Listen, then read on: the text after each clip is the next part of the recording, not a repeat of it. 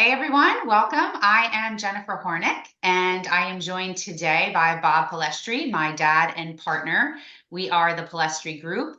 And today we are also joined by Scott Golmick, who is a real estate photographer, and he is going to talk to us a little bit about that. So the first thing I want to do is just go over how the Palestri Group, Bob and I handle when we take your listing. What do we do photo-wise? So we always have to keep in mind that the first place a buyer is going to see your home is online.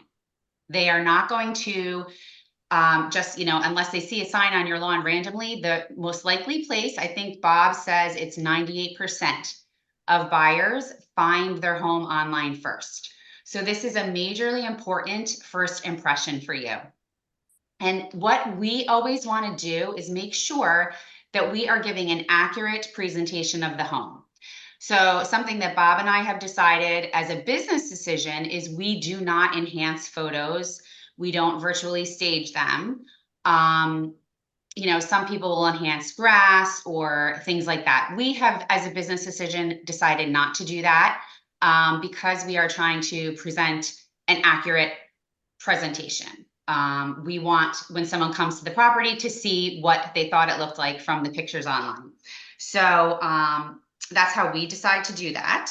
But this is huge because you may not even get a showing if your pictures are not good. And if they're not showing what a great home you have, someone may decide to pass on even coming to look at it in person. We do offer drone, still interior and still exterior, as well as video on our luxury listings. Again, we don't virtually stage, but that's just our decision. If a home was vacant and the homeowner felt strongly about doing virtual staging, that's something that, working with our photographer, we could easily add that. If homeowners do not have an existing floor plan to attach to the listing, that is something that we can ask our photographer to do. I have found that floor plans are very important in the two markets that we work in. So Long Beach Island is usually a second home market. And in Northeast Florida, we have a very large amount of transplants. So those people can't immediately get into the home to see the layout. And layout is a very important factor for people when considering a home. So floor plans, if we don't have them, we like to get the photographer to do those because it can give somebody a look at how the house lays out before they come and see it. So that's really all I wanted to get into. I would love to hear from Scott now. Interestingly enough, Scott is also from New Jersey and is a transplant to Northeast Florida, like I am. So I don't know if you want to tell us a little bit about how that happened, but I really do also want to hear, before I ask you some questions, how did you get into real estate photography? Well, first off, thank you so much for having me on the podcast today. Appreciate it. And yeah, I would love to share my story. So, yes, northeast part of the country, but was in Pittsburgh, PA. And when we moved down here in Northeast Florida, when we listed our house, we chose our realtor who sold our house in Pittsburgh based on the quality of her photos. I didn't even know that real estate photography was an industry. I had spent the last 10 years shooting professional sports in Pittsburgh, the Steelers, Penguins, and Pirates. And so, just with my background, I wanted somebody that was going to market our house well and make it stand out. And in our small town, there was one realtor, and she was our first call. That's who we went with. And so then when we're going to move down here, Jacksonville, St. Augustine area, we didn't know what work was going to be. And so when we met the photographer, that's when it started clicking, like, I think I can do this. And so Mm. peppered him with questions, did a deep dive into the industry, learned as much as I could. And then when we moved down here in March of 2023, that's when it was pedal to the metal and let's do it. And so now it's our full-time business, and it's just been wonderful. In just over a year, we now have three other photographers on our team to have that availability. That way you don't have to wait to list your house on the photographer. When we listed our house, we waited a week. And I think a week is right on that cusp of a little bit too long to wait as a realtor when you're sitting at the table signing a listing agreement to go live. And Yeah. so we try and hold 48-hour availability. and plan on continuing to hire to try and meet that standard. And that's just a testament to why Scott is here talking with us and how well he has done, is that he has already grown from a one-man show to needing a team, because he is excellent, absolutely wonderful. So my first question to you is, does the time of day matter when you're doing photo shoots? Uh, I don't think so, because at this point we're taking three bracketed images. And so think of like the normal photo you take. We take one that's a little bit too bright and a little bit too dark, and we blend all of those together so that you have a very well composed shot. To try and time out which way the sun is going to Mm, hit and time that with weather, I think you end up getting into a situation of delaying the listing. And I don't think it's necessary. I think it is such a small difference between the two. I never consider it. Whenever somebody goes to schedule, we go out, we shoot, it looks nice and bright and sharp, and it goes on that front page. And I don't think it matters at all. okay. How important is video in your impression? Yeah, I think It's just still. Yeah, certainly what you mentioned earlier is like the main portion of the meal, right? You have to have photos. If you're anywhere around water, preserve, parks, anything cool, I mean, drone for sure. And I'm glad you mentioned floor plan. I'm going to deviate for 1 second. When we were in Pittsburgh looking, and we were that transplant family, I loved houses that had a floor plan. My wife particularly didn't really care. It's just two different personalities, but my Yeah, personality, I wanted to see where the master bedroom was and yeah, where same the here. kitchen was. And you can do that. The photos represent the house, but I shouldn't have to try and figure it out and do homework of like, oh, there's a room. Looks like the purple duvet's in there. That must be the like. Yeah, Give me a snapshot, the floor plan. So I'm glad that you mentioned that. So that's the main portion. I think video, if people go to the MLS to find homes, I think people go to social media to find you, to find the realtor. And I think that's why video is so important in building your brand. Whether it be on Instagram, just a quick little hitter that people can see the new house that you've yeah. just listed. I Okay. think it's the most engaging, quick, engaging way to show off a property. Certainly, you can attach those videos to the MLS, and I think that they serve a purpose. I think their main purpose, though, is helping people be drawn to you, and having a place that you can go on your website or somewhere to see all of these videos that you've created. I think that's what people are seeing whenever they're trying to figure out who they want to work with.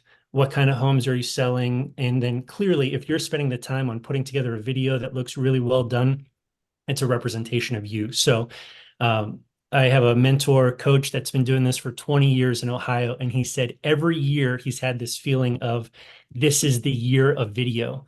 He's been doing it for 20 years, and it just Right. continues to be this is the year of video. And so, absolutely, I think that it should be part of your marketing package to help build your Okay. brand too. And I will say, from video that I have posted on social media, I have gotten plenty of showings from snippets of videos. So it does bring buyers to a home. So I agree with that.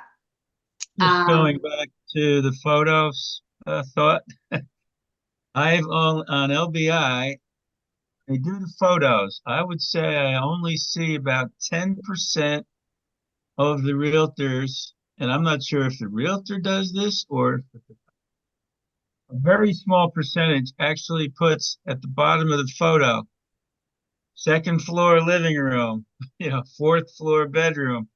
That verbal description to the photo to me is also important. And I'm not sure, when I do the photos here, I do what I think I call it it's a tour. It's one of those digital tours, Scott. What do you call that thing? You know, like a 3D tour, a walkthrough Yes, tour. yes, yes, yes, 3D tour. So how does that compare?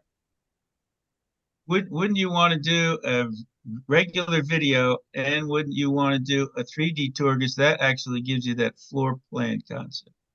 Yeah. So 3D tours in 2020, 2021 were just out of this world. Everybody needed them just because of the state of the world. And so since then, there's been a decline in demand, but also things have changed since those years. And so I think 3D tours, particularly in your location in New Jersey, are important when it is a second home, because you are going to have buyers that aren't local that want to take that time to click through it. So I think a video is a really good highlight. And I would agree 100%. Not only is it helping the real, like, people are coming to see that video, and when they're interested, they're passing that on to somebody else. It's a very easy to share thing online to draw interest in a property. I think they both have their purpose. I think 3D tours, I do a few less of them, but I also think it depends on who is your main buyer. And if your main buyer is out of state, then I would say the 3D tour is important, because they're going to be the ones that really take the time to click through it. If you're local, you probably, between the photos or video or floor plan, have enough interest that you're going to go see the property. But if your buyer is mainly an out-of-state buyer, then I think 3D tours are important as well to be able to click through. Good. Now what I really want to hear, what are your top prep tips for a homeowner? Yeah. Oh my gosh. This is a great question. I appreciate you saying it. When we prepped our house, I wanted it to be the best prepped house for photos. And I know that it's a lot of work. And so to your sellers, just know that the time you invest in preparing your house is going to really have an impact on how that house is photographed. It's going to look so much better. It's going to draw more interest from buyers, potential buyers, and online. So definitely invest the time to do it. I have a little tip sheet that I can share, and maybe it can be shared later on, but Yes. I want to keep it simple. Sometimes I've seen these like 3-page documents that go out. It's way too hard. Basically, less is more. So just start with decluttering and cleaning your property. Removing items from countertops. For example, like in the bathroom, to me, it's removing the tissue boxes, it's removing the toothbrush, the toothpaste, just quickly throw those things underneath. I'm a fan of turning on all the lights and lamps. I think in more of like a magazine design style of homes, it's okay to have the lights off, and that's kind of like a stylistic thing. But in real estate, it feels like, why isn't the electric working? So turn the lights on. If there's a light there to turn on, great. If not, it's not a huge deal, but the more light you have, the better. And so then replacing bulbs if you need, turning off all fans for photos. Otherwise, it looks like just a big circle blur. Yes. I like to turn fans on for video, just adds a little bit of motion and mixes it up a little bit. And then these are at the top. This is my list, so I'll just kind of rapid fire through the rest of them. Yeah. Opening the blinds, just to let that natural light come in. Closing toilet seats. That's like an absolute no-no in real estate photography. You should never see a toilet seat open. Hiding indoor and outdoor trash cans. You really shouldn't ever see those. Sometimes it's like, do you remove the small rug in the bathroom or not? And it really depends. We do. I think that you should. There are some people that have gone out and bought the rug specifically for the photos. Okay, great. We'll take the picture. But you're selling the house and the floor. You're not selling the rug. So pull the rug Or the so decor. we can see what the floor is, you know. Yeah. So then it's the rugs. Having pets off-site is really important. That kind of, some of these things here, if we show up and have to do it, it makes everything longer. And we want to inconvenience the seller as least as possible. So if everything here is prepped, then we can come in, do our job, get out, and you can go back to And Bob and I actually hands-on help when we have a listing. We do this. Like, this is part of what we help them with. So I can speak from not just experience. like we give them a list and walk away. So yeah. And that your properties are very well prepared. There are certainly others that we've walked into that aren't prepared, and it shows. There's only so much that you can do from the moment you show up to prep a property. And so certainly from my position, appreciate the time that you take to prep. And then the final thing is just to remove cars from your driveway. So there's nothing super crazy on this list. It's basically declutter, less is more, and then be ready for us to come in and take our photos. yeah, let the house shine. Yes. Now, this question, I don't know if it's fair, because if somebody asked me what's the future of real estate, I don't know if I would have such an eloquent answer, but what do you see? Because I feel like you're very, you network a lot. You have a coach, you're with other realtors, you're with other photographers, you're really, out there and just, contributing to the real estate community. So do you see anything coming down the road in the future for real estate photography? Like anything that we might be doing differently or not really? So I don't know that I have any great big answer here. Other than I do think that there are going to be these shiny objects that kind of come in and go away. But I think it's going to be your bread and butter is your photo drone floor plan for every listing. I think that there's conversation around AI. Well, that's true in every industry, and who knows how it's going to impact every industry. We can use AI to assist and help what we're currently doing, but I don't see a huge change in the coming years in the industry other than using your real estate photography on your social media to continue to promote your listings and reach out to other buyers. I think that, like my mentor who's been doing it 20 years, 2024 is the year of video, and so is 2025 and 26. And so I think that's probably the biggest thing. We tried something recently, an FPV drone tour, and it was through a 4.25 4,000 square foot listing down here in Northeast Florida. I saw. So it's a cool thing. That's not for every house, and I don't think that's the future of real estate photography. It was a cool, shiny thing, cool opportunity, fun to do, but I don't know that that changes the real estate market. It's just it was the right house, right opportunity. It worked. Let's do it. But yeah, I think compared to what it had been, I mean, I think you just used to like open up a book, right? And see like a Yeah. photo of a house. And so what has happened already is insane. It'll be fun to just kind of live through what is changing, but I don't know that I have a great answer for that right now. Okay. Did you have anything else, Bob? Yeah, just to take it back to my first house in 1971. It was a black and white photo in the local newspaper, and there were no pictures. You went and saw the house. So it has changed quite a bit.